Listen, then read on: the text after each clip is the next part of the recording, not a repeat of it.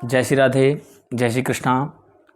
बोलिए शंकर भगवान की जय, पार्वती मैया की जय, हरतालिका तीज की जय। सभी माताओं बहनों को राधे राधे। आज श्री हरतालिका तीज की कथा को सभी श्रवण करेंगे। बोलिए भक्तवत्सल भगवान की जय। श्री हरितालिका तीज व्रत कथा भाद्रपद माह के शुक्ल पक्ष की तृतीया को किया जाता है। श्री परम पावन भूमि कैलाश पर्वत पर विशाल वटवृक्ष के नीचे भगवान शिव पार्वती सभी गणों सहित बाघंबर पर विराजमान थे। बलवान वीरभद्र, भृंगी, श्रृंगी, नंदी आदि अपने अपने पैरों पर सदाशिव के दरबार की शोभा बढ़ा रहे थे। गंधर्वगण, किन्नर, ऋषि, हरि भगवान की अनुष्टुप छंदों से स्तुति गान, स्वर आलापों से वाद्यों में संलग्न थे। उसी शुभ अवसर पर महारानी पार्वती जी ने भगवान शिव से दोनों हाथ जोड़कर प्रश्न किया कि हे महेश्वर, मेरे बड़े सौभाग्य हैं जो मैंने आप जैसे पति को वर्ण किया। क्या मैं जान सकती हूँ कि मैंने वह कौन सा पुण्य अर्जन किया? आप अंतर्यामी हैं, मुझको बताने की कृपा करें। पार्वती जी की ऐसी प्रार्थना सुनने पर शिवजी बोले, हे वरानने, तुमने अति उत्तम पुण्य का संग्रह किया था। जिससे तुमने मुझे प्राप्त किया वह अति गुप्त है। अब तुम्हारे आग्रह पर मैं प्रकट करता हूँ। भगवान कहते हैं कि भाद्रपद माह के शुक्ल पक्ष में तीज का व्रत हड़ताल के नाम से प्रसिद्ध है।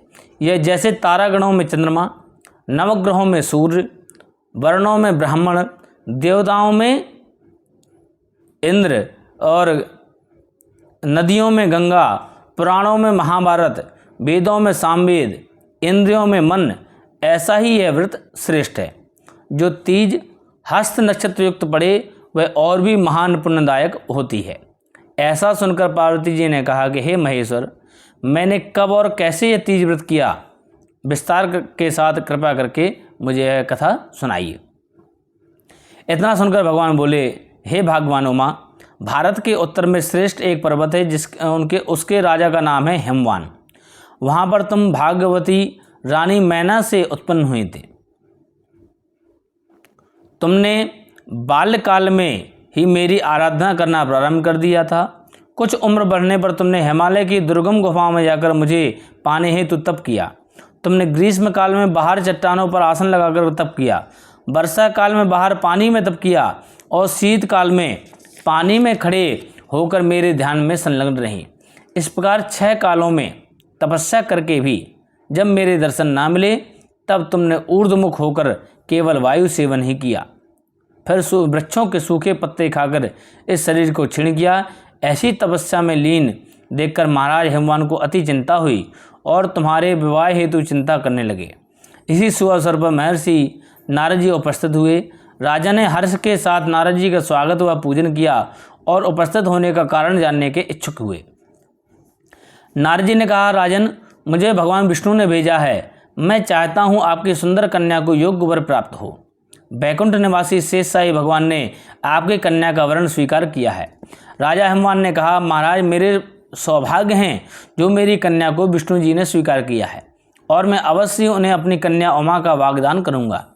यह सुनिश्चित हो जाने पर नारद जी बैकुंठ पहुंचकर श्री विष्णु भगवान से पार्वती जी के विवाह का निश्चित होना सुनाया।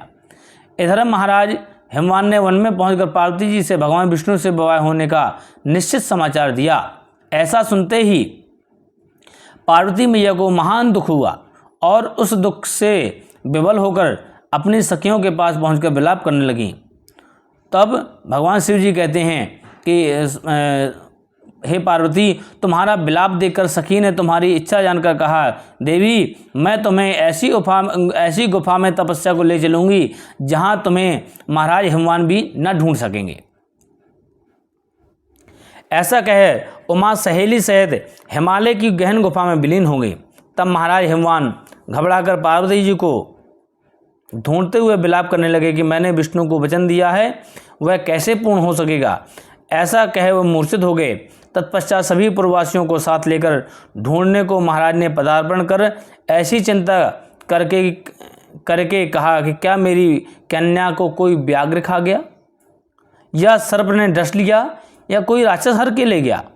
उस समय तुम अपनी सहेली के साथ ही गहन गुफा में पहुंच बिना जल अन्न के मेरे व्रत को आरंभ करने लगी।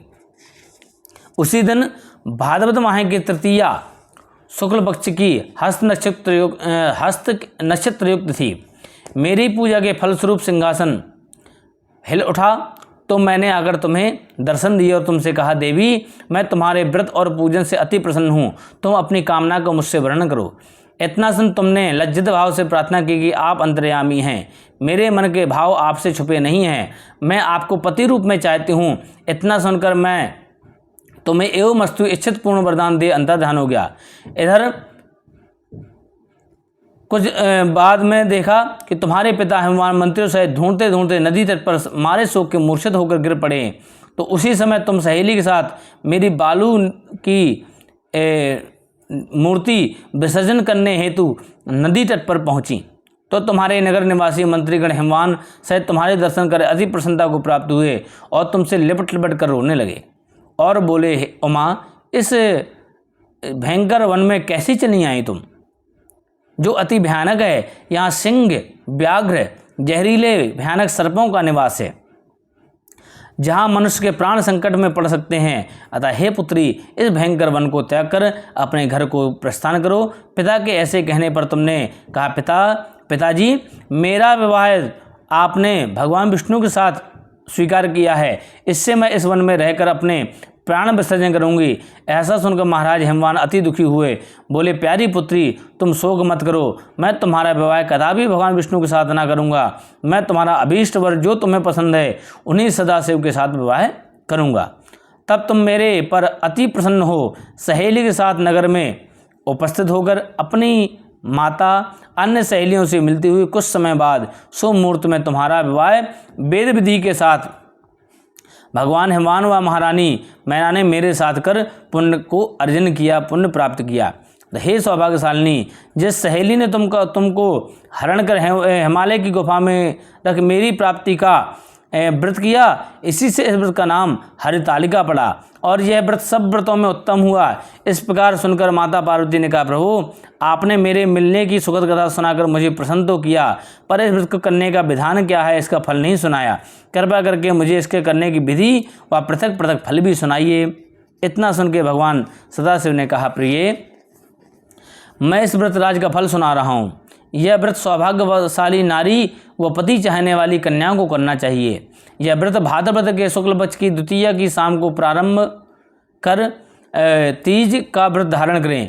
यह व्रत निराहार, बिना जल फल आहार और निर्जला होकर रखना चाहिए।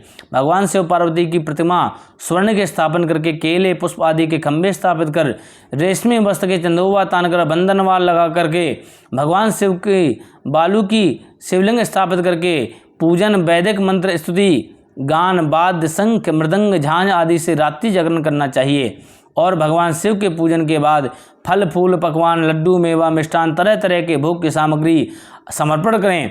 फिर भगवान ब्राह्मणों को द्रव्य, अन्न, वस्त्र, पात्र आदि का दान श्रद्धायुक्त देना चाहिए। भगवान शिव के प्रति वस्तु सिद्ध पंचाक्षरी मंत्र से ओम नमः शिवाय कह करके समर्पित करना चाहिए। प्रार्थना के समय अपनी इच्छा भगवान के सामने प्रेषित करें और फिर उसके बाद माता पार्वती की प्रार्थना करें। तो हाथ जोड़ कर सभी लोग प्रार्थना करेंगे।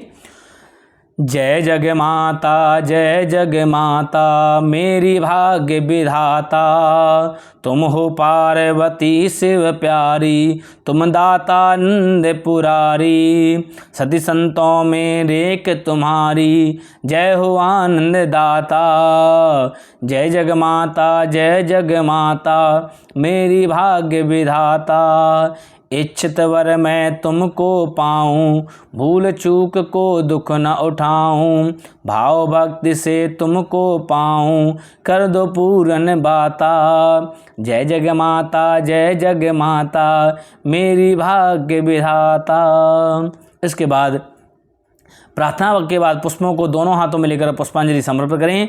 फिर चतुर्थी को शिवलिंग किसी नदी या तालाब में विसर्जन करें। फिर 3 ब्राह्मणों को भोजन करा के दक्षिणा देवें। इस प्रकार यह व्रत पूर्ण करने से नारी सौभाग्यवती होती है, धन व पुत्र पौत्रों से सुखी होकर जीवन व्यतीत करती है। कन्याओं के व्रत करने से कुलीन धनवान वर को प्राप्त होने का सौभाग्य होता है।